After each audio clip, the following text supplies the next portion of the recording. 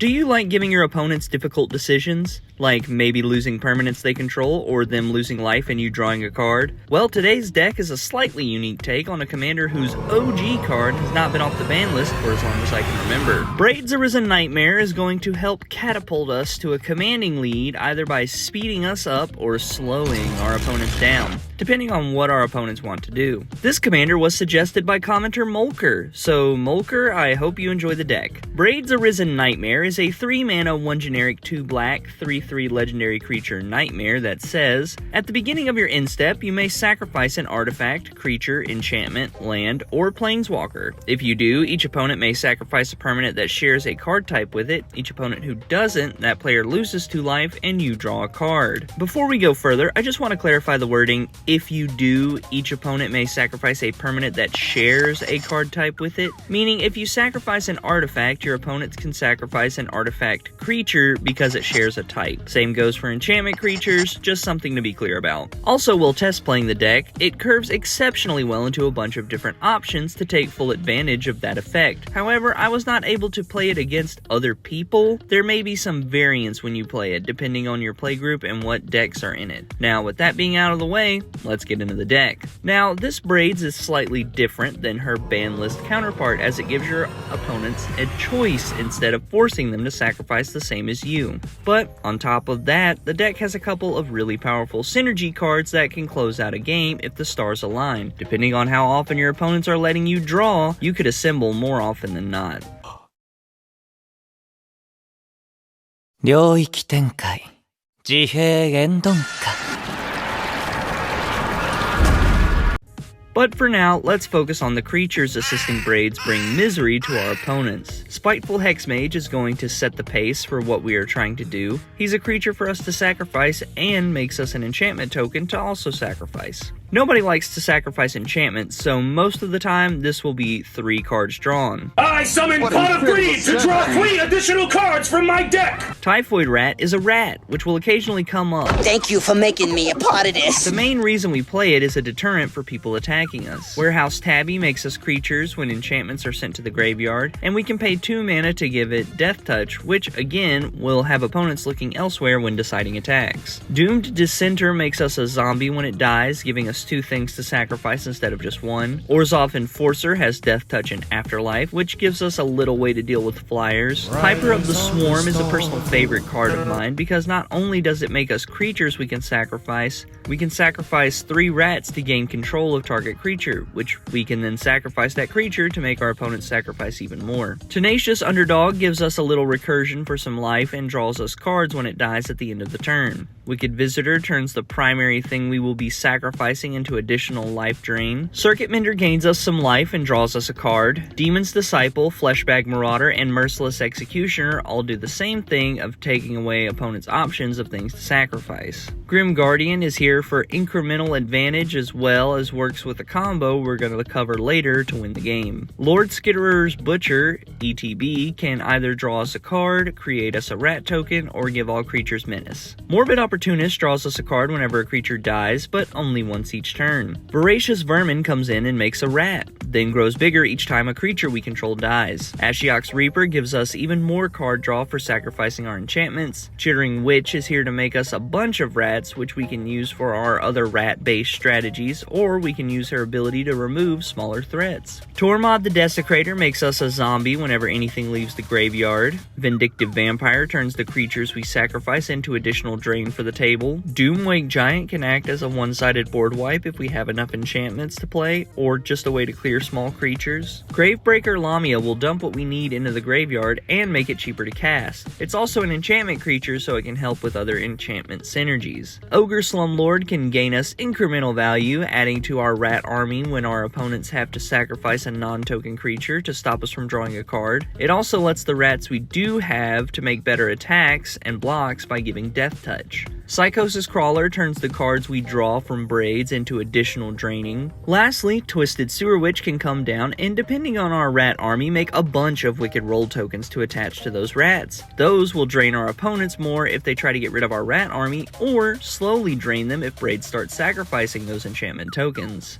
Our sorceries assist in making sure creatures get where they need to go, mainly either in the graveyard or out of the graveyard. Unearth will return a good chunk of the deck. Feed the Swarm will help us deal with problematic enchantments or creatures. Lively Dirge can do one or both things by dumping something into the graveyard or reanimating either two things or something with 4 CMC. Read the Bones is a little extra card draw. Dread Return gets us back something but also lets us flashback by simply sacrificing 3 creatures. And Command the Dread Horde will be a mass reanimate, not just for our graveyard, but if anyone has anything we can use, we can take full advantage of that if we just pay the life for it. In response, let's go to our instance. Not Dead After All, Supernatural Stamina, Undying Evil, and Fake Your Own Death all do a variety of the same thing with slightly changing benefits like making either a token enchantment, a treasure, or giving a +1/+1 counter. Death Denied can get us a couple desirable creatures back to our hand, which if our hand is full from Braids, we might end up discarding a couple cards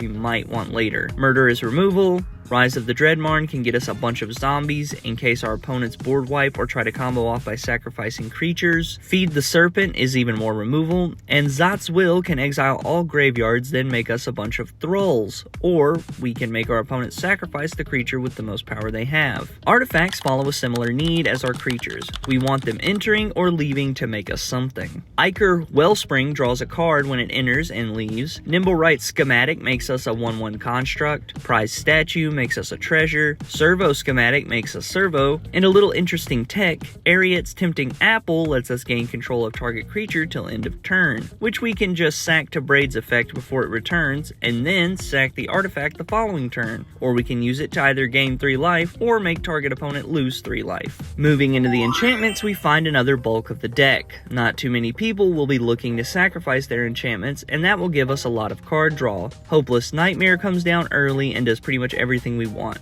Discards, drains, and when we sack it, we scry. Omen of the Dead returns a creature to our hand from the graveyard. Quest for the Grave Lord can either be an easy way to sack an enchantment, or we can maybe get a huge zombie out of the deal. Warlock class may take a little bit to get turned on, but even if you leave it on the first level, it still helps accelerate the game a little bit. Despondency comes back to our hand when it's put into the graveyard. Fungal Fortitude is either protection for Braids, or we can use it to double up on a creature's ETB.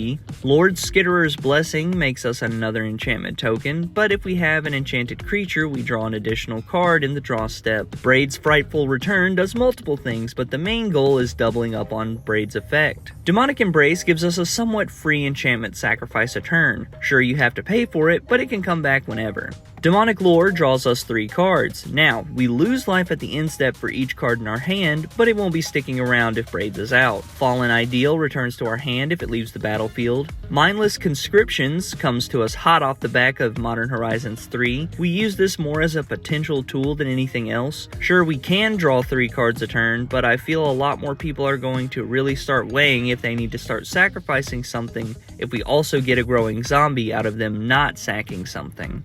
Minions Return lets us steal an opponent's creature or better protect our own. Screams from Within is the most expensive card in the deck, but it combos with Warehouse Tabby, generating unlimited rats. But add in another piece and this becomes a game ender. Sleeper's Guile is another enchantment that comes back to our hand if it leaves the battlefield. Treacherous Blessing lets us draw 3 and hurts us whenever we cast a spell, but when we target it with anything, it leaves, so not that hard to get rid of. Underworld Dreams is here to add to the slowly dwindling life totals, putting even more pressure on our opponents. Lastly, Chainer's Torment drains our opponents and maybe gives us a great big finisher, but also losing half our life is not ideal. But Braids will let us sacrifice the enchantment before the last chapter goes off. Lands is pretty basic, Myriad Landscape and 35 Swamps. That's it. As for combos, the deck really only has one, with a couple variations on how the game ends. Warehouse Tabby and Screams from Within combo to make infinite rats, but since you have to equip the Screams Within to the rat you just made, you end up with the same number of creatures as you started. That's why you need a third piece to finish out the game. Either Vindictive Vampire, Wicked Visitor, or Grim Guardian can end the game. But you also have options of either drawing your whole deck with Ashiok's Reaper, or making infinite zombies with Tormod the Desecrator. Other than that, it's mostly just lots of synergies. The deck currently sits under $22, which is a pretty great deal for making your opponents want to pull their hair out. If you like the deck and want to upgrade, of course a Soul Ring would be great for getting Braids out turn 2 and able to start draining. For spicier options, let's half our opponent's life total so they are forced to make some hard decisions. Blood Tribute, Rush of Dread, Virtus the Veiled, Quiet as Spike, Scytheclaw, Raving Dead, and Fraying Omnipotence will force our opponents to start being a little more aware of the life they have. Those who don't appreciate life do not deserve life. But let's also double up on our drain. Grey Merchant of Asphodel is an absolute house in the deck, but unfortunately it has slowly crept out of budget range. Wound Reflection, Archfiend of Despair, and Bloodletter of Aclazotz all double up on the drain ability, slicing into cards to cut. Typhoid Rats is a good blocker and fits the sub-theme of the deck, but if we have a bigger budget, we could have something better. I'd cut it. Orzhov Enforcer is another good blocker that leaves behind a flying body, but it's only mediocre. I'd cut it. Circuit Mender is okay, but it's mostly just here because of extra card draw. I'd cut it. Voracious Vermin can get absolutely massive, but then you have to attack and it has no evasion. I'd cut it. Murder is good. What did he say? But it's also slightly limited. I'd cut it. Omen of the Dead is a great 1-mana enchantment, but if we play it early then there shouldn't be anything in the graveyard, so it's kinda dead some of the time. I'd cut it. Quest for the Grave Lord is in a similar boat. It's good and can have an impact, but it's also just kinda there some of the time. I'd cut it. Well, that's the deck with some cards to cut. Feel free to check out some other budget decks I've built. There might be something that catches your eye. Be sure to like, comment, and subscribe. It goes a long way to supporting the channel and I appreciate it greatly. Thank you so much for watching and I will catch you in the next one.